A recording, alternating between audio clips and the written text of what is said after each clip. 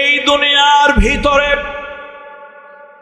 तमाम দুনিয়ার যত কাফের বেদিন, দিন বিরোধী, আল্লাহ বিরোধী, পয়গম্বর বিরোধী যত ষড়যন্ত্র চক্রান্ত করেছে, ওই ষড়যন্ত্রের মোকাবেলায়, ওই চক্রান্তের মোকাবেলায় আমার আল্লাহ তাআলা যা পরিকল্পনা করেছেন, সব ষড়যন্ত্র, সব চক্রান্ত নস্যাৎ হয়ে গেছে, বিলীন হয়ে গেছে। আমার আল্লাহ তাআলা যা চায় তাই হয়ে গেছে। সুবহানাল্লাহ। আমার প্রিয় ভাই, আমার হৃদয়ের মানুষ শেখ জামালউদ্দিন সাহেব হাফিজাহুল্লাহ, আমরা তাকে হৃদয় থেকে উষ্ণ অভিনন্দন জানাচ্ছি। তিনি চলে আসছেন। রাস্তাঘাটে সুবিধা অসুবিধা অনেক সময় হয় ভাই, একেবারে সব কিছু টাইম মোতাবেক কখনো কখনো হয় না। আর আল্লাহ না করুন কেউ যদি কখনো জামে পড়ে, জেন ভূতকে তাবিজ কবজ তেল পড়া পানি পড়া দিলে শোনে, কিন্তু জ্যাম, রাস্তার ঝামেলা এরকম, এটারে তেল পড়া পানি পড়া, তাগা পড়া সুতো পড়া, তাবিজ কবজ ঝাড়ফুঁক কোনো কিছু দিলে কাজ হয় না। এই জন্য খবরদার আলেম ওলামাদের উপরে কখনো ক্ষিপ্ত হবেন না, বিরূপ কোনো ধারণা মন্তব্য করবেন না। আল্লাহ তাআলা সকলকে তার নিয়মিত যথাসময়ে আসার তৌফিক আল্লাহ তাআলা দান করুন। আল্লাহুম্মা আমিন। বলতেছিলাম দুনিয়া একটা চায় আর আমার আল্লাহ তাআলা আরেকটা চায়। বলেন তো কারটা হবে? আল্লাহ তাআলা যা চাইবেন তাই হবে। আল্লাহ তাআলার ইচ্ছার বাহিরে সারা দুনিয়া চেষ্টা করলেও আল্লাহ তাআলা যা চাইবেন তার পরিপন্থী কিছুই করা যাবে না, কিছুই করা সম্ভব না। বন্ধুরা আমার, আল্লাহর পয়গম্বর মুহাম্মদ রাসূলুল্লাহ সাল্লাল্লাহু আলাইহি ওয়াসাল্লাম নবীজির নাম নিশানা মিটা দেওয়ার জন্য, আল্লাহ রাসূলকে উৎখাত নির্মূল করার জন্য আবু জাহাল, আবু লাহাব, উতবা, শায়বা, ওয়ালিদ ইবনে মুগীরা এবং আবু সুফিয়ান নানান চক্রান্ত ষড়যন্ত্র করেছে। আচ্ছা, আপনাদের কি মনে হয় নবীজি কি দুনিয়া থেকে উৎখাত নির্মূল হইছে না নবীজি ছিল? এখনো নবীজি আছে। আছে বলতে আল্লাহর হাবিবের দ্বীন, আল্লাহর হাবিবের সুন্নাহ, আল্লাহর হাবিবের রূহানি আওলাদ, লক্ষ কোটি ঈমানদার মুমিন পৃথিবীতে আছে। আর যে আবু জাহেল, আবু লাহাব, উতবা, শায়বা চাইছিল নবীজিকে দুনিয়া থেকে মিটাই দিতে, উৎখাত করে দিতে, ওরা কি আছে? ওরা কিন্তু নাই। এই দুনিয়ার চারজন শাসক, এই দুনিয়ার চারজন বাদশার একজন, তার নাম হলো নমরুদ ইবনে কেনান। ওই নমরুদ ইবনে কেনান চেয়েছিল ইব্রাহিম খলিলুল্লাহ দুনিয়াতে যেন আসতে না পারে। দুনিয়ার বিশাল ক্ষমতার মালিক চারজন বাদশার একজন নমরুদ ইবনে কেনান হাজারো ষড়যন্ত্র করেছে, হাজারো পরিকল্পনা করেছে, তারপরও ইব্রাহিম খলিলুল্লাহকে দুনিয়ায় আশা ফিরাতে পারে না। নমরুদ একদিন রাতের বেলা ঘুমিয়ে আছে। পর্দালের মা বোনরা ভালো করে শুনতে হবে মা। নমরুদ একদিন রাতের বেলা ঘুমায় আছে, স্বপ্নে দেখতেছে আকাশে কি সুন্দর একটা উজ্জ্বল তারকা। এই তারকার আলোতে দুনিয়া আলোকিত হয়ে গেছে, কিন্তু একটু অন্ধকারে সে তার এই চেয়ারটা, রাজসিংহাসন, তার আরশ, আরবিতে বলে আরশ, এটা একদম অন্ধকারে ম্লান হয়ে গেছে। অনেক লম্বা কথা, আমি কিন্তু সংক্ষেপে বলবো, একদম সংক্ষেপে বলবো। সকালবেলা নমরুদ চিন্তা করে কি স্বপ্নে দেখলাম, কি দেখলাম, চিন্তা করে বায়ু চড়া থেকে দেখলাম নাকি আসলে কিছু দেখলাম। তো জ্যোতিষী, জ্যোতির্বিজ্ঞানী, অ্যাস্ট্রোলজার এগুলো কইলে আবার আপনারা বুঝবেন না। আপনারা যেটা বুঝেন মানে গণক, এটা কইলে আবার দেশ গ্রামে ভালো বুঝে। এই গণক ডাকছে, এই গণক ডেকে কয়, এই গণকরা তোমরা একটু গুনে বেছে বলো তো, একটু গুনে বেছে বলো যে আমি কি দেখলাম। এখন গণকেরা গুনে কয়, সর্বনাশ, এই আপনি যে তারকা দেখছেন এটা তারকা না, এটা একটা রূপক স্বপ্ন। উনি একজন পয়গম্বর, উনি আল্লাহর পয়গম্বর। আর ওই যে আলো দেখছেন, এটা হলো হেদায়েতের নবুয়তির আলো। আর অন্ধকার দেখছেন, ওই অন্ধকার সেই আলো যখন ছড়াবে আপনার সিংহাসন ঢেকে যাবে, আপনার ক্ষমতা থাকবে না, ক্ষমতাচ্যুত হবে। দুনিয়ার সব জালিম, সব স্বৈরাচারী ক্ষমতা হারানোর ভয় পায়, কিন্তু একদিন না একদিন জালিম স্বৈরাচারীদের ক্ষমতা ছাড়তে হয়। দেখেন না একটা দেশে, ওই উগান্ডা নামক একটা দেশ, দেশটার নাম কি? সেই উগান্ডা নামক দেশের একটা প্রধানমন্ত্রী ছিল। ওরে বাবা কি জালিম! রাস্তার পাশের একটা পচা দুর্গন্ধযুক্ত টয়লেট থেকে শুরু করে বঙ্গভবন, সেক্রেটারিয়েট, পার্লামেন্ট, সব জায়গায় তার দলের লোক রিক্রুট করে রাখছে। 15.5 বছর আলেমদেরকে ঠ্যাঙ্গাইছে, মামলা দিছে, হামলা করছে, জুলুম করছে, ফাঁসি দিছে। কিন্তু আল্লাহর পরিকল্পনা যখন বাস্তবায়ন হয়েছে, লেদা পোলা, ল্যাংটা পোলা ছাত্রদেরকে দিয়ে 45 মিনিট আল্লাহ গায়েব করে দিয়েছে। কোন দেশের ঘটনা বলছিলাম? উগান্ডা নামক একটা দেশ আর কি, ওই দেশের ঘটনা। আপনারা আবার অন্য কিছু মনে টনে করবেন না, উল্টা বুঝবেন না, খবরদার। তো কার কথা কইতেছি? নমরুদ। নমরুদ নমরুদ কথা অল্প বলবো, বেশি সময় নাই। তো এই নমরুদ তাফসীরে জালালাইনের সরা কামালাইনের ভিতরে বলা হয়েছে তার নাম নমরুদ ইবনে কেনান। এখন এই নমরুদ ইবনে কেনান কয়, সর্বনাশ, এ নবী জন্ম নেবে, আমার ক্ষমতা নষ্ট হয়ে যাবে, কি করা যায়? বুদ্ধিজীবীরা বুদ্ধি দিছে, শোনেন, নবী যদি জন্মই হইতে না পারে তো আপনার ক্ষমতা নিয়ে টানাটানি করবে কেমনে?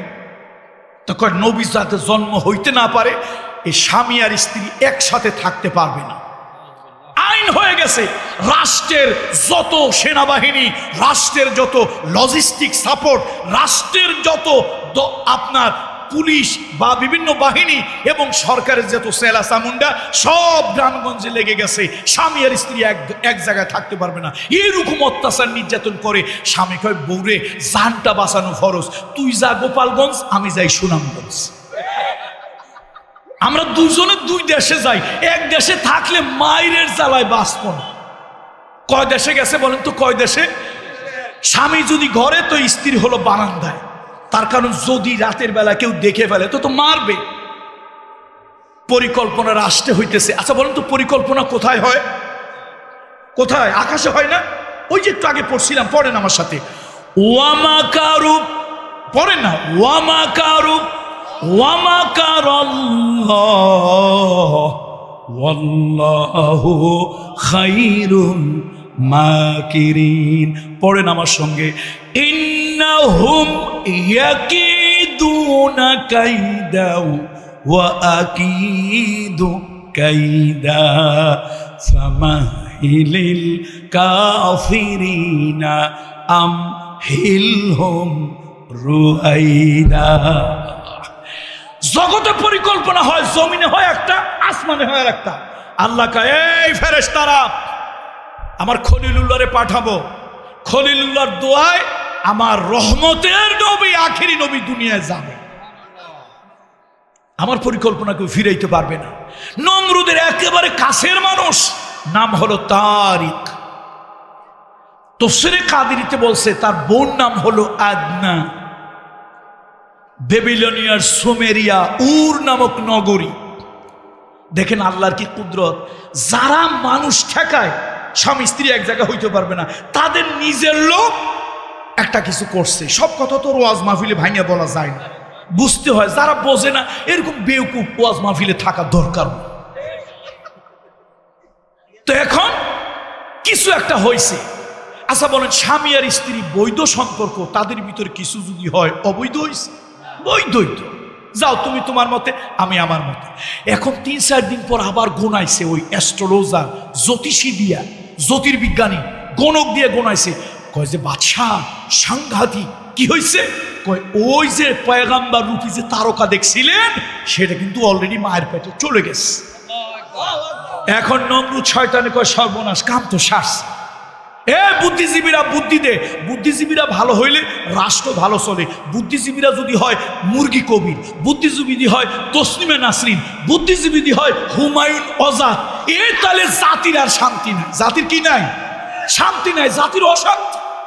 এখন ওই রকম কিছু বুদ্ধিজীবী ওই বাদশার, তারা বুদ্ধি দিচ্ছে নবী যদি মার পেটে গিয়েই থাকবে কয়দিন? আগামী 10 মাস 10 দিন না, 1 বছরের ভিতরে যত সন্তান দুনিয়া আসবে সব ডাইরেক্ট জবাব। কোরআনের কথা আমার বাপের বানানো না। বনি ইসরাইল না, ফেরাউন শুধু নবী মুসারে ঠকাইতে 25,000 সন্তান জবা করছে। কোরআন শরীফের কথা। ফেরাউনের চরিত্রে যে সকল রাজা বাদশা মন্ত্রী আছে, তারাও নিজের ক্ষমতা ধরে রাখতে ভিন্ন মতের লোকদেরকে গুম করে, খুন করে, আয়না ঘরে ঢুকায়। এটা ফেরাউনি সুন্নত। কথা কি আমার আব্বা হুজুরের না কোরআন শরীফের? তো কোরআনের কথা যাদের শুনলে গায়ে পায়ে চুলকায়, এগুলি ইমানের ল্যাবরেটরিতে নিয়ে টেস্ট করা দরকার। ওগুলো কি ইমানদারের পোলা নাকি বেঈমান মুনাফিকের পোলা? কথা কার? কথা কার? কথা কয় না, কথা কার? আল্লাহর কথা। নবী ইব্রাহিম কোথায় আসছে? এখন বুদ্ধিজীবীরা বুদ্ধি দিচ্ছে কয়দিন? 10 মাস 10 দিন তো থাকবে, 11 মাস 12 মাস পর্যন্ত যা আসবে সব হত্যা করো। তাম দুনিয়া একটা পরিকল্পনা করে, আরো শের মালিক আল্লাহ তাআলা আর একটা পরিকল্পনা করে। তাম দুনিয়ার মানুষ যা চায় তা হয় না, আমার আরো শের মালিক আল্লাহ যা চায় তাই হয়ে যায়। 7 মাস হয়েছে বিবি আদনা অর্থাৎ ওই আজরের স্ত্রী, তারিকের স্ত্রী, 7 মাস গর্ভ হয়েছে, চোখের কোনায় কালি হয় নাই, একদিন খাইতে গিয়ে বমি করে নাই, পেটটা উঁচা হয় নাই, হামেলা গর্ভবতী। আমার মা, আমার মেয়ে, আমার বউ যদি গর্ভবতী হয়, আপনার মা, আপনার মেয়ে, আপনার স্ত্রী গর্ভবতী হলে কি হয়? পেটটা একটু বড় হয়, ভারী হয়। আল্লাহর কি কুদরত দেখেন না, কি কুদরত, ওয়ালার কুদরত। এই 7 মাস হয়েছে, পেটটা ফোলে নাই, বমি হয় নাই, চোখের কোনায় কালি হয় নাই। গভর্নমেন্টের লোকজনে এত লোকের নাম লিস্টি করে, ওই বিবি আদনার নামের কোনো লিস্টি নাই। অনেক লম্বা কথা, তফসিরে কাদিরের মধ্যে যা পড়ছি তা কইতে গেলে 3 দিন লাগবে। অত কথা বলবো না, সংক্ষেপে কথা শেষ। শেষে সিদ্ধান্ত হয়েছে, স্বামী স্ত্রী তো বুঝছে যে না আসলে পেটে বাচ্চা আছে। আদনা তুমি চলে যাও, গোপন পাহাড়ের গুহায় চলে যাও। ওই জায়গা গিয়ে মেয়ে যদি হয় তো সরকারে তো মেয়েতে কোনো নিষেধ নাই, বাধা নাই, মেয়ে হইলে কোলে নিয়ে আসবা। কার বাচ্চা, কোথার কি, এত কিছু লোকজন জানতে চাইবে না। যদি ছেলে হয় গলা টিপে মারবা, মাটি খুঁড়ে কবরে জিন্দা চাপা দিয়ে চলে আসবা। আল্লাহ বিবি আদনা গেছে, গিয়া প্রসব বেদনা শুরু হয়েছে। যার কেউ নাই তার কে আছে? আল্লাহ তাআলার কুদরত। আসানে গর্ব খালাস হইল, মা তাকায় দেখি আরে 14 তারিখের পূর্ণিমার চাঁদে কলঙ্ক আছে, দাগ আছে। এমন একটা বাচ্চা আল্লাহ তাআলা তারে দিছে, ফুলের মতো ফুটফুটে, চাঁদের মতো আলোকিত। মা কাঁদতেছে, এই বাচ্চা আমি কেমনে মারি? বাচ্চার প্রতি আল্লাহ একটা দরদ দিয়ে দিছে। এইবার মা সিদ্ধান্ত নিছে, ডিটারমাইন্ড হয়েছে যে এই সন্তান আমি মারব, মাটি খুঁড়ে জিন্দা কবর দেব না, এই গুহার মধ্যে রাখবো, ডালপালা এটা সেটা দিয়ে গুহার মুখটা যদ্দূর পারি বন্ধ করে বাড়ি চলে যাব, কারো কাছে বলবো না। স্বামী জিজ্ঞেস করলে মন খারাপ করে থাকবো, বলবো না। এখানে থাকবে বাঘ, ভাল্লুক, পাহাড়িয়া, নেকড়ে, শিয়াল যদি ওরে খাইয়া ফেলা, আর যদি ওরে ভাগ্য বাঁচায় দেয় তাহলে তো তকদির ভালো, বেঁচে গেল। আমি মা হই এমন সন্তান নিজের হাতে মারতে। আল্লাহর কুদরত বলার আমার সময় নাই। 3টা বাচ্চাকে আল্লাহ তাআলা কুদরতি খাবার খাওয়াইছিল, শারীরিক গ্রোথ, ফিজিক্যাল গ্রোথ বেড়েছে। একজন হলো বিবি মারিয়াম, হান্না বিনতে ফাকুজের কন্যা, বাইতুল মুকদ্দাস মসজিদের খাদেম, পয়গম্বর ঈসা নবীর মা। তার খালু যখনই রুমে যায় গিয়ে দেখে নানান ধরনের খাবার। ও মারিয়াম, ও মারিয়াম, এই খাবার তোমার জন্য কোথা থেকে? কয় হাদা মিন ইনদিল্লাহ, এটা আমার রবের পক্ষ থেকে গায়বী খাবার। এই গায়বী খাবার দিয়ে আল্লাহ তাআলা মারিয়ামকে বড় করে তুলেছে।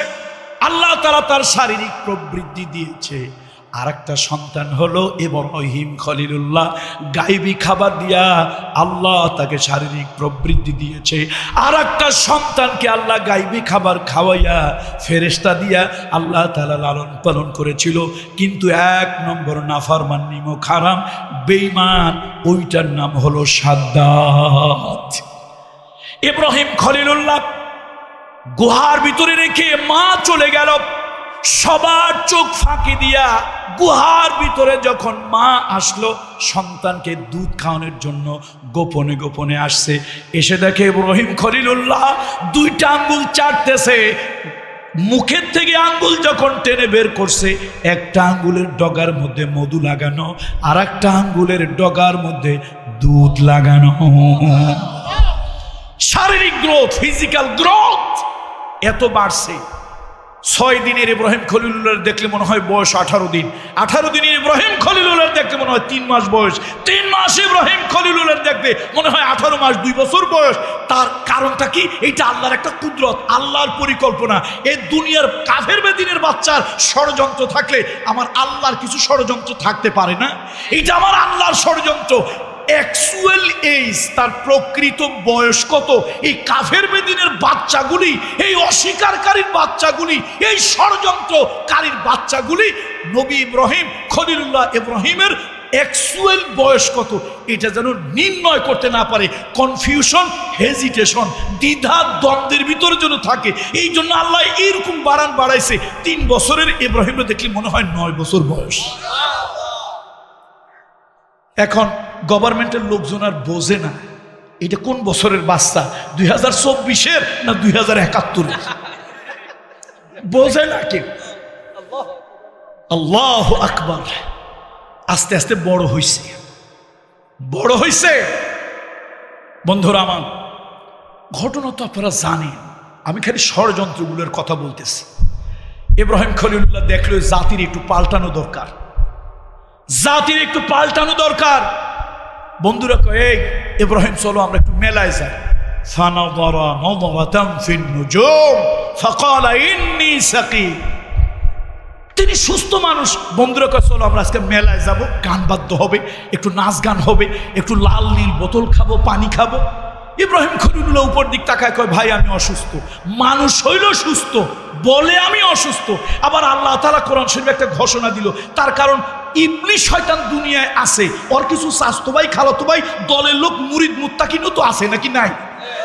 এখন তারা বলবে তোমরা কেমন নবীদের কথা বলো? জাতির পিতা ইব্রাহিম খলিলুল্লাহ মানুষ ছিল সুস্থ, বললো সে অসুস্থ, একটা মিথ্যা কথা কইলো, সেই নবীর অনুসরণ কেমনে করো?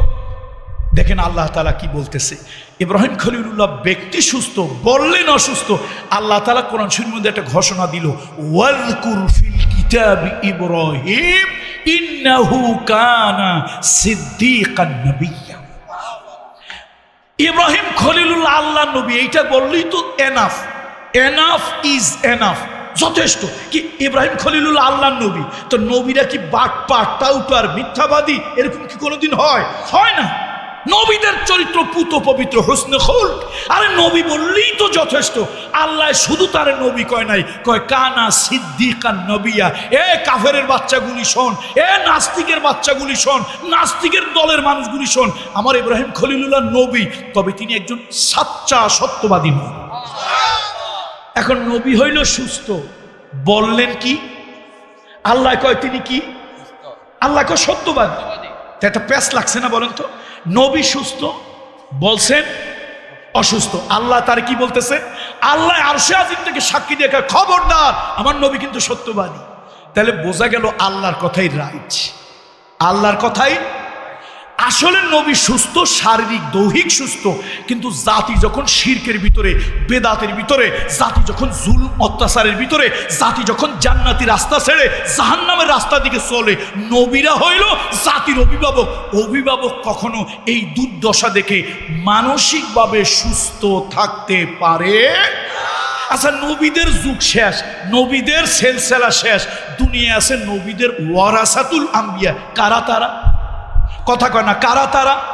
তাহলে ওই আলেমরা সমাজে যদি অত্যাচার হয়, নির্যাতন হয়, রাষ্ট্রের দ্বারা যদি গুম হয়, খুন হয়, দেশের টাকা যদি পাচার হয়, দেশ দেশের ভিতর যদি শিরক আর বিদআত হয়, ওই পয়গম্বরের উত্তরসূরি যারা, তারা কি মানসিকভাবে সুস্থ থাকবে না অসুস্থ থাকবে? এই জন্য আমরা একটু ওয়াজ মাহফিলে সেগুলো বললেই কিছু কিছু এই বেদিন ফাসেকেরা মুসলমানের বাচ্চা, এগুলো মুসলমানের বাচ্চা বলে ভুল হবে, এগুলো কুলাঙ্গার। আলেম ওলামার একটু কইলি কয় হুজুররা সুবহানাল্লাহর ফজিলত, আলহামদুলিল্লাহর ফজিলত, কদু খাওয়ার ফজিলত, ডাল খাওয়ার ফজিলত, সুরমা লাগানোর ফজিলত, এই ওয়াজ করবে। হুজুরগুলো তো দেশ দুনিয়া নিয়ে কথা বলা দরকার কি? এ কুলাঙ্গার, এ কুলাঙ্গার। আলেম ওলামারা হলো ওয়ারাসাতুল আম্বিয়া। নবীরা যেরকম জাতি যদি খারাপ থাকে, নবীরা মানসিক সুস্থ থাকে না, সাক্ষ্য দিয়েছে আল্লাহ। ইব্রাহিম আলাইহিস সালাম সুস্থ মানুষ, কি বলছে তিনি? কয় যে আমি অসুস্থ। আর আল্লাহ কয় আমার নবী কিন্তু যা বলছে এটা সত্য কথা বলছে, উনি আমার সত্যবাদী নবী। তাহলে বোঝা গেল পয়গম্বর জাতির পরিস্থিতি, জাতির অবস্থা অবলোকন করে জাতির চিন্তায় মানসিকভাবে তিনি অসুস্থ ছিলেন। তাম দুনিয়ার জাতি একদিকে, আর ইব্রাহিম খলিলুল্লাহ একা ছিল একদিকে। এই জন্য আল্লাহ তাআলা তাকে বলেছেন ইন্নাহু তিনি একটা জাতি। একজন ব্যক্তিকে আল্লাহ একটা জাতি বলেছে। বন্ধুরা আমার, ইব্রাহিম খলিলুল্লাহ তাকে পুড়িয়ে মারার জন্য মূর্তি ভাঙার মামলায়, কোন মামলায়? আমরা দেখি আলেমদেরকে ধর্ম অবমাননার মামলা দেয়। দেখছেন নি কি ফাজিলেরা? আলেমরা ধর্ম বাঁচায় উঠায়, ধর্মের পরিচর্যা করে, আর সে আলেমদেরকে শয়তানেরা কোন মামলা দেয়? ধর্ম অবমাননার মামলা। এরকম বোতল খাওয়া কিছু মন্ত্রী আপনাদের এলাকায়ও আছে, বলবো না, বললে চাকরি থাকবে না।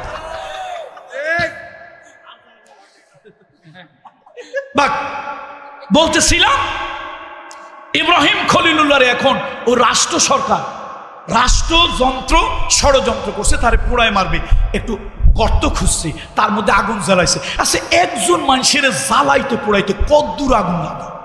ও আল্লাহ, তফসিরে জালালাইনের হাসিয়ার ভিতরে, তফসিরে ইবনে কাসির, তফসিরে মারিফুল কোরআন, তাফহিমুল কোরআন, ফি জিলালিল কোরআন, যত তফসির পড়ছি রে ভাই, সব তফসিরে আসছে মানুষ হইল একজন, পোড়ায় মারার জন্য একটু আগুন হইলে যথেষ্ট, ইটের ভাটার মতো অতটুকু আগুন হইল যথেষ্ট। এইরকম আগুন জ্বালাইছে। কোন কোন তফসিরের ভিতরে আসছে 3 মাইল এরিয়ার ভিতরে আগুনের উষ্ণতা চলে গেছে, একটা পাখি পর্যন্ত গেলে ভর্তা হয়ে নিচে পড়েছে। এখন পাবলিক, এ নমরুদ, তুই খোদা না হুদা? তুই কিসের সাতার খোদা? তুই দেশের প্রধান হইলি কেন? তোর বুদ্ধি জ্ঞান নাই? একটা মানুষ জ্বালায় পোড়ায় মারতে এত আগুন লাগে? শেষে নমরুদ সরকা বানাইলো, সড়ক বানাইলো ইব্রাহিম খলিলুল্লাহর ফেলানোর জন্য। এই ওয়াজ কিন্তু আমার গল্প বলা উদ্দেশ্য না। ইব্রাহিম খলিলুল্লাহ আগুন জ্বলতেছে, একটা প্রাণীতে এসে আগুন বাড়ানোর জন্য ফু দিছে। নাম কি তার? কাকলাস, কাল্লাস, কালাইশ কয়, কালিশ। টিকটিকির থেকে বড়, গুইসাপ, গোসাপের প্রজাতি, তার থেকে ছোট। এই কাকলাস ফু দিছে কেন? আগুনটা একটু বাড়ুক। আচ্ছা, 1000 কোটি কাকলাস যদি ফু দেয়, আগুনের ছাতার মাথা টের পাবে? কিন্তু কার পক্ষে ফুটা দিছে? এই হাসেন কেন? কত বোঝা। কার পক্ষে ফু দিছে? তো নমরুদের পক্ষে হইলে কার বিপক্ষে গেছে? নবীর ইব্রাহিম খলিলুল্লাহর বিপক্ষে গেছে। ইব্রাহিম খলিলুল্লাহর বিপক্ষে গেছে। এমন তো অবস্থায় একটা ব্যাঙ আইসা একটু প্রস্রাব করে দিছে। 1 কোটি ব্যাঙ যদি মতে প্রস্রাব করে, আধা কেজি হবে, 1 কেজি হবে। আর 1 কেজিকে 10 কেজি 10 মণ হইল তো আগুনের সাঁতার কোনো কিচ্ছু হবে না, নিববে না। কিন্তু ব্যাঙটা কার পক্ষে প্রস্রাব করছে? কার বিপক্ষে? তাহলে আমরা সমাজে দেখি এরকম কাকলাইশের মতো কিছু লোক আছে। মসজিদের ইমাম সাহেবরা কোরআন হাদিস দিয়ে দিয়ে কথা কয়, বুখারী শরীফ, তিরমিজি শরীফ, নাসাই শরীফ, আবু দাউদ শরীফ, কোরআন শরীফ, হাদিস শরীফ দিয়ে কথা কয়। একটু কথাটা কঠিন হয়, কিন্তু কোরআন হাদিস দিয়ে বলে। এই কাকলাশের কিছু বাচ্চা মসজিদের ভিতরে ঢোকে, ওরা চোখ কান খাড়া করে থাকে, এই হুজুররে কেমনে পিটাবে, হুজুররে কেমনে ভুল ধরবে। ও কি করে? ওসিরে ফোন করে ইমামরে পিটাইয়া তার হাতে ধরায় দেয়। এরকম কুলাঙ্গার মুসল্লি 1000 কোটি নামাজ পড়াইলে লাভ কি? ও কার পক্ষে? ও কার পক্ষে? কার পক্ষে? নমরুদের পক্ষে। ইব্রাহিম খলিলুল্লাহর বিপক্ষে। এই শোনো কাকলাসের গোষ্ঠীরা, শোনো, যারা যারা এই গ্রামে যদি দুই একটা থাকো, তোমার মতো হাজার কাকলাস ফু দিয়া ইব্রাহিম খলিলুল্লাহর আগুনের কিচ্ছু করতে পারবে না, কিন্তু আল্লাহর জাহান্নামী তুমি হবে। আর ব্যাং একটু মুছছিল, ব্যাঙের হাজার কোটি ব্যাং মুছলেও আমার ইব্রাহিম খলিলুল্লাহর কিচ্ছু লাভ হবে না, কিন্তু নবীর পক্ষে মুতেছিল, এই জন্য ব্যাং বেহেশতি হবে। সুতরাং খবরদার, এই গ্রামে মসজিদের ইমামদের বিপক্ষে যাবে না, আলেমদের বিপক্ষে যাবে না, ব্যাং হও, কাকলাস হইও না। আছে কিনা কিছু কাকলাস মার্কা লোকজন আসেনি? আপনাদের এলাকায় নাই, অন্য এলাকায় আছে। মক্কায়ও গাদা আছে, আছে আছে, তবে গাদাগুলো এখন কথা টথা কয় না। ওই যে আল্লাহর একজন ওলি বলছিল, এমন একটা সময় আসবে ইন্দুরের গর্ত পালানের জন্য খুঁজে পাবে না। ওলি আল্লাহদের কথা সত্য হয় না মিথ্যা হয়? তিনি নিঃসন্দেহে আল্লাহর একজন ওলি ছিলেন। একটা রাত তার তাহাজ্জুদের নামাজ কামাই হতো না, কাজা হতো না, বাদ যাইতো না। ইত্তাকু ফিরাসাতাল মুমিন, আল্লাহ নবী বলেছেন, এই ইমানদারদের দৃষ্টিতে, এই আল্লাহর ওলিদের দৃষ্টিদেরকে ভয় পাও। এই তারা এই চোখ দিয়ে দেখে না, অন্তরের চোখ দিয়ে দেখে কথা বলে। বলছিল সময় একদিন আসবে পালানের জন্য কি খুঁজে পাবে না। আল্লাহর ওলির কথা সত্য হয়েছে না মিথ্যা হয়েছে? বুঝে নেবেন, সব কথা বলবো না। ভাসুরের নাম জানি, তবে মুখে নেওয়া ঠিক না। ভাসুর কন্যা আপনারা, এই বিয়ে হয়েছে যার সাথে বড় ভাই, এই স্বামীর বড় ভাই, আপনাদের দেশে কি কয়? ভাসুরের নাম জানে, কিন্তু নেওয়া যাবে না, ওটা নিলে একটু অসুবিধা। তো আমরাও জানি, সবকিছু বুঝবেন আপনারা, কিন্তু নাম নিবেন না। বন্ধুরা আমার, নমরুদ চাইছিল ইব্রাহিম খলিলুল্লাহ দুনিয়া না আসুক, আসছে না আসে নাই? তাহলে পড়েন আমার সাথে, ওয়ামাকারু ওয়ামাকারাল্লাহ ওয়াল্লাহু খায়রুল মাকিরিন ইন্নাহুম ইয়াকিদুনা কাইদাহু ওয়া আকিদু কাইদা ফামাহিলিল কাফিরিনা আমহিলহুম রুয়াইদা। আল্লাহর পয়গম্বর মুসা দুনিয়ায় আসলো, ফেরাউন পাগলের মতো হন্য হয়ে গেল। কোরআন শরীফের 28 নম্বর সূরা, সূরাটার নাম হলো কাসাস। এই সূরা বাড়ি গিয়ে আপনারা পড়বেন, 2, 3, 4, 5, 6, 7, 8, 9 এই আয়াতগুলি পড়বেন, সব পাইয়া যাবেন আমার কথা। ফেরাউন অস্থির হয়ে গেল, বলল তোমার শত্রু আল্লাহর পয়গম্বর মায়ের গর্ভে জন্ম নিয়েছে। এবার ফেরাউন পাগলের মতো হন্য হয়ে গেল, পাগলা কুত্তার মতো খেফা হয়ে গেল। কেমনে ওই ছেলেটা বের করবে? যেখানেই শত্রুপক্ষের ভিন্ন দলের যেখানেই পুত্র সন্তান পায়, ওইটারে ধরে জবা করে। জবা করতে করতে একজন নয়, দুইজন নয়, 25,000 ভিন্ন মতের ভিন্ন দলের 25,000 যুবক মানে পুত্র সন্তানকে জবা করেছে। মুসা আলাইহিস সালামের মা অস্থির হয়ে গেল। তিনি জানতে পারল, কারো ঘরে যদি সরকার দলীয় লোকজন, কারো ঘরে যদি পুত্র সন্তান পায়, ওই পুত্র সন্তান হত্যা করে তাদের বাড়ি ঘর জ্বালায় পোড়ায় দেয়। মুসা আলাইহিস সালামের মা ভয় পেয়ে গেলেন, এখন করবেন কি? ফাআউহা ইলা উম্মি মুসা, আল্লাহ তাআলা বলেন ওয়া আওহাইনা ইলা উম্মি মুসা আন আরদিহি ফাইযা খিফতি আলাইহি ফাআলকিহি ফিল ইয়াম্মি ওয়ালা তাখাফি ওয়ালা তাহজানি ইন্না রাদ্দুহু ইলাইকি ওয়াজাইলুহু মিনাল মুরসালিন। আল্লাহ তাআলা বলেন, আমি মুসা আলাইহিস সালামের মায়ের দিলের মধ্যে ওহী দিয়া দিলাম, ও মুসার মা ভয় পাইও না, ভয় পাইও না। আন আরদিহি, তুমি মুসাকে দুধ খাওয়াও। যখন তুমি ভয় পাবে, ফাইজা খিফতি আলাইহি, যখন তুমি ভয় পাবে ফালকিহি ফিল ইয়ামে, যদি তুমি ভয় পাও সরকারের লোকজন তোমার বাড়িতে মূসাকে জেনে গেছে, মূসাকে ধরে ফেলছে, তুমি তাকে দরিয়ার মধ্যে ফেলে দিও। মূসা আলাইহিস সালামের ছোট্ট একটা বোন একদিন দৌড়ায় আসছে, মা ও মা, আমাদের পাশের বাড়ি সরকারের লোকজন এসে তালাশ করতেছে, মা গো যদি আমাদের বাড়ি চলে আসে, আমাদের ভাইকে যদি খুঁজে পায়, আমাদের ভাইটাকে জবা করবে, মা গো তোমাকে হত্যা করবে, আমার বাবাকে হত্যা করবে, বাড়িটা জ্বালায় পোড়ায় দেবে, মা গো কি করা যায়? মূসা আলাইহিস সালামের মা কোনো হুঁশ নাই, কোনো হুঁশ নাই, কি করবে? তাড়াতাড়ি একটা বক্সের ভিতরে কাঠের সিন্দুকের ভিতরে ভরে দরিয়ায় ফেলে দিয়েছে। এটা হলো আপনাদের কথা, কিন্তু ইবনে কাসিরের একটা কথা আমার বেশি ভালো লাগছে। ইবনে কাসির বলছে না, ওই কাঠের বাক্স ঠাকছ না, কাঠের বাক্স না, এটা কোন একটা খড়খুঁটো দিয়ে বানায়, দেখবেন ওই যে খেজুরের পাতা দিয়া, নারকেলের পাতা দিয়া, দারুণ দারুণ, তারপরে যে বড় বড় সন হয় না, সন দিয়ে এক ধরনের শিল্পকর্ম লোকেরা করে, নানান ধরনের ডালা বানায়, বাক্স বানায়, ফুলদানি বানায়, এরকম বানায় না কিছু লোক? এরকম কোনো হস্তশিল্প, কুটির শিল্পের এরকম একটা পণ্য ছিল। মা ওটার মধ্যে থুইয়া কিছু খড়কুটা অথবা কিছু কাপড় চোপড় দিয়া তাড়াতাড়ি বাড়ির পাশে দরিয়ায় নিয়ে ফেলে দিয়েছে। মার তো হুঁশ নাই, তার কারণ হলো স্বামীর জান যাবে, স্ত্রীর জান যাবে, বাচ্চাটাকে জবা করবে, বাড়ি ঘর আগুন দিয়ে জ্বালায় দেবে, মা তাড়াতাড়ি ফেলছে। আহারে, এক শত্রুর হাত থেকে বাঁচাইতে পানির মধ্যে সন্তানটারে ফেলে দিয়েছে। এবার মা কাটা কবুতরের মতো, জবে করা মুরগির মতো ছটফট করতেছে। আল্লাহ তাআলা তার দিলের মধ্যে ওহী দিলেন, ও মুসার মা, অস্থির হইও না, ভয় পাইও না, ইন্না রাদ্দুহু ইলাইক, আমি আল্লাহ তাআলা ওই যে দরিয়ার ভিতরে তুমি ছেড়ে দিয়েছো, নদীর মধ্যে ছেড়ে দিয়েছো, ওই মূসাকে আমি আল্লাহ তাআলা ওয়াদা করতেছি তোমার কোলে একদিন আমি ফিরায় দেব। ওয়াদাল্লাহি হক, সবাই আমার সাথে বলেন ওয়াদাল্লাহি হক, আমার আল্লাহর ওয়াদা হলো সত্য। অনেক লম্বা ঘটনা, অনেক কিছু।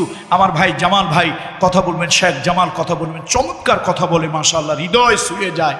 ভাই কথা বলবেন, কথা আমি শেষ করি। ভাই, মূসা আলাইহিস সালামের মা তার বোনটাকে, অর্থাৎ ওই মূসা আলাইহিস সালামের বড় বোনকে, তার মেয়েকে পাঠায় দিছে। সে আইসা রাজার বাড়ির সামনে দিয়ে ঘোরে, দেখে মানুষের ভিতরে অশান্তি। কিরে তোমাকে এত অশান্তি কেন? কয় আমাদের বাদশার সম্রাটের একটা বাচ্চা হইছে, কেমনে যে হইল তা তো বুঝি না, কেমনে হইল, কিভাবে হইল? এখন এই বাচ্চারে দুধ খাওয়াবো, সারা দুনিয়ার কোনো মহিলার কোলেও যায় না, দুধও খায় না। আচ্ছা, একটা যদি বড় মানুষ কান্দে, চাচা কান্দেন না, এই নেন 1000 টাকার একটা নোট, চাচায় কান্দা থামে না, চাচা 2000 নেন, কমলা খাবেন, আঙ্গুর খাবেন, 5000 টাকার নোট দেন, চাচায় কিন্তু থামে গেছে। কিন্তু বাচ্চা ছেলে পেলে 1000 টাকার 100টা বান্ডিলও যদি দেন, ও তো টাকাই চেনে না, খাবার চেনে না, ওরে থামাবেন কি দিয়ে? এখন মূসা আলাইহিস সালাম এইরকম কান্দে আর থামে না। এখন আসিয়া কয়, স্বামীরে তুমি কেমন বাদশা, তুমি কেমন খোদা, খোদা না হুদা, আরে আমার একটা বাচ্চা তুমি থামাইতে পারো না? তোমার দেশের লোক যদি তোমার বিরুদ্ধে আন্দোলন রিভলিউশন করে, তুমি থামাবা কেমনে?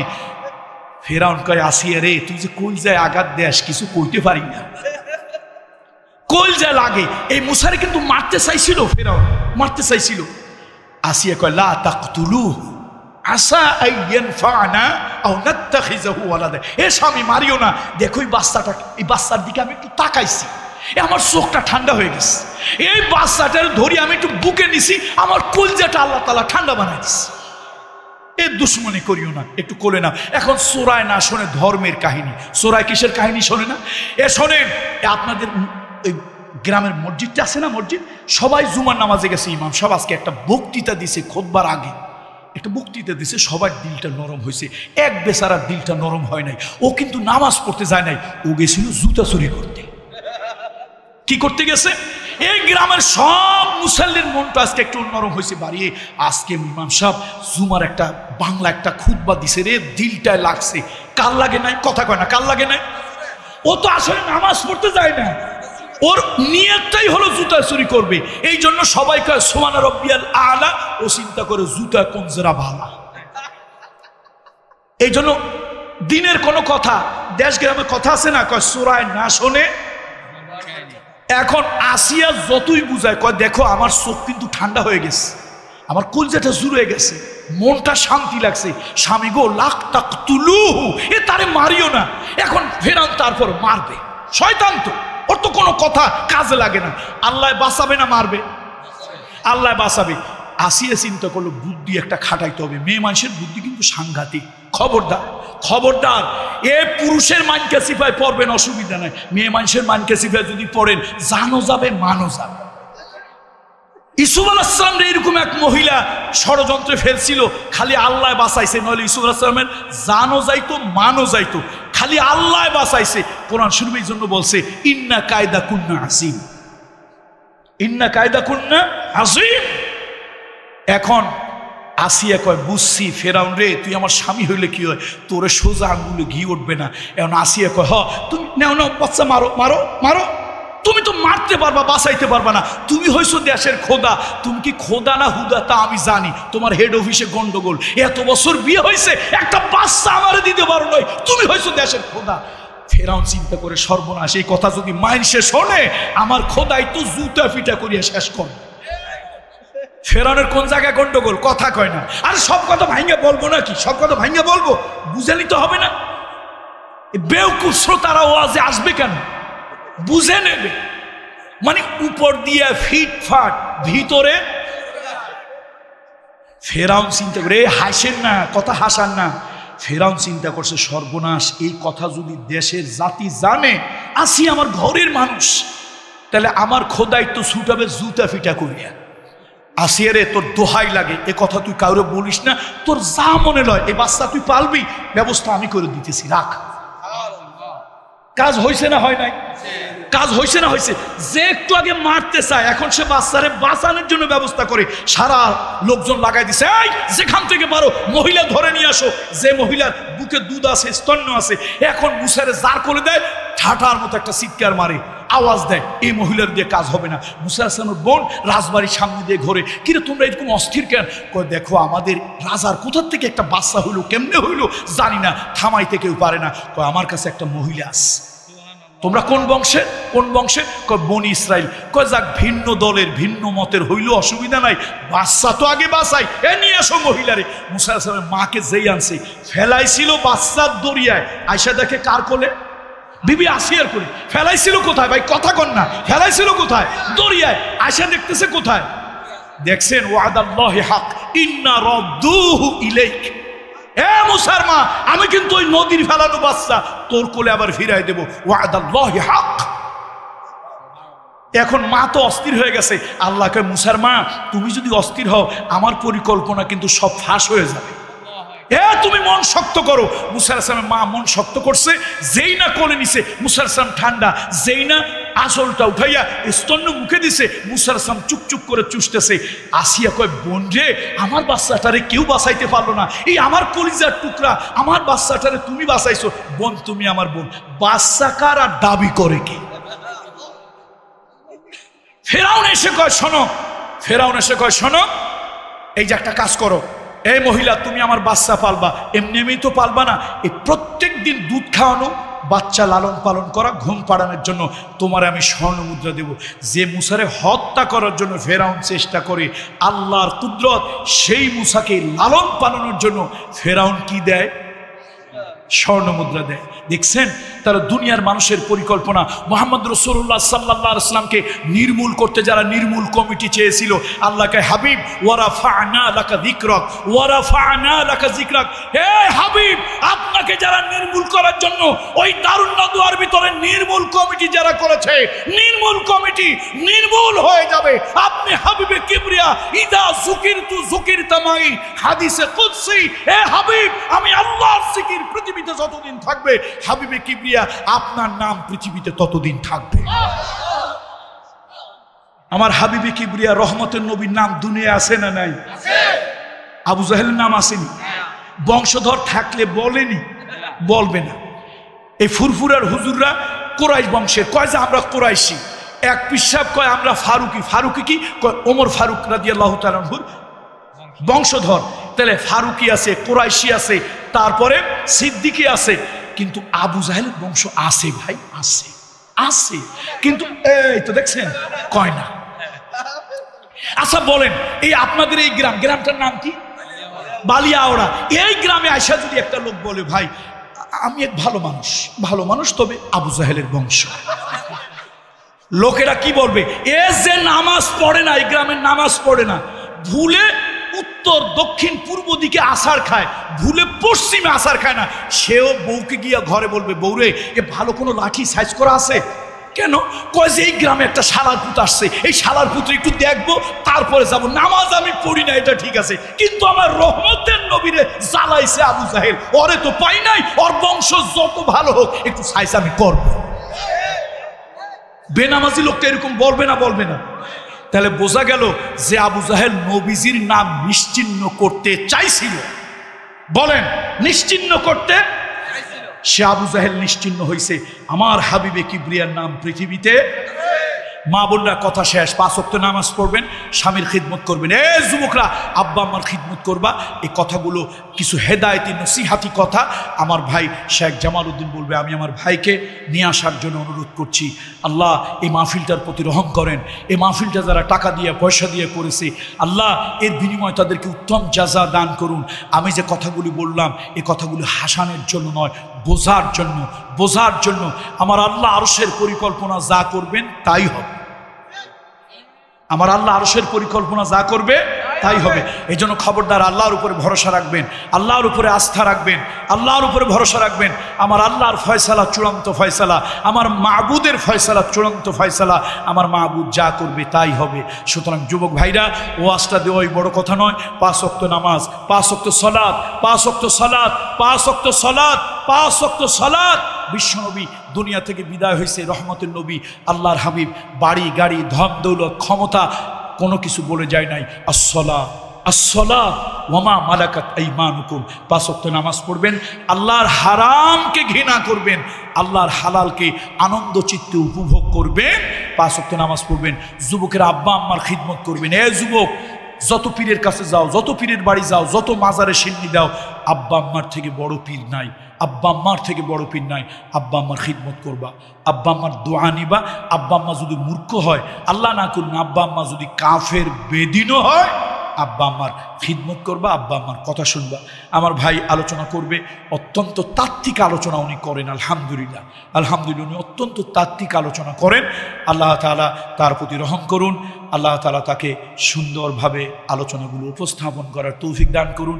আমরা 2 ভাই একসাথে বিভিন্ন দেশ এবং বিভিন্ন জায়গায় একসাথে কথাবার্তা বলি। অনেক বক্তাদের সাথে বক্তাদের, আলেমদের সাথে আলেমদের ভালো সম্পর্ক থাকে না। আলহামদুলিল্লাহ ওনার সাথে আমার দারুণ সম্পর্ক। আমি চাই দুনিয়া আখেরাতে 2 জায়গায় এই সম্পর্কটা থাকুক। বলেন আল্লাহুম্মা আমিন। আলেমদের সাথে সম্পর্ক থাকলে ভালো না খারাপ? লাভ না ক্ষতি? লাভ আছে। আপনারাও সম্পর্ক রাখবেন। রাসূল কয় না, আল্লাহ এই থেকে আল্লাহ হেফাজত করুক। আল্লাহ আমাদের সকলের সাথে ভালো সম্পর্ক রাখার তৌফিক দিক।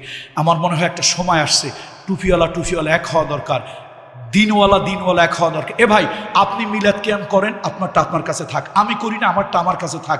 এ ভাই, আপনি বুকের উপরে হাত বাঁধেন, আমি নাভিতে হাত বাঁধি, আপনারটা আপনার কাছে থাক। আপনি 5 কল্লি পড়েন, আমি 1 কল্লি পড়ি, আপনারটা আপনার কাছে থাক, আমারটা আমার কাছে থাক। আমরা দিন, ইসলাম, আল্লাহ, নবী, কোরআন এক হইতে পারি কিনা ভাই? এ ভাই বলেন, এক হইতে পারি কিনা ভাই? আমরা পারি না এক হইতে? আমরা যদি এক হই রে ভাই, আমরা যদি নবীর উম্মত, আল্লাহর হাবিবের ভালোবাসার উম্মত, আমরা যদি এক হই, এ কারো বিরুদ্ধে লাঠি ধরা লাগে না। সুন্নত তরিকায় প্রস্তাব করলে সব নাস্তিক মুরতাদগুলি বঙ্গোপসাগরে ভেসে যাবে। জোরে বলুন ঠিক। আল্লাহ তাআলা আমাদের সকলের প্রতি রহম করুন।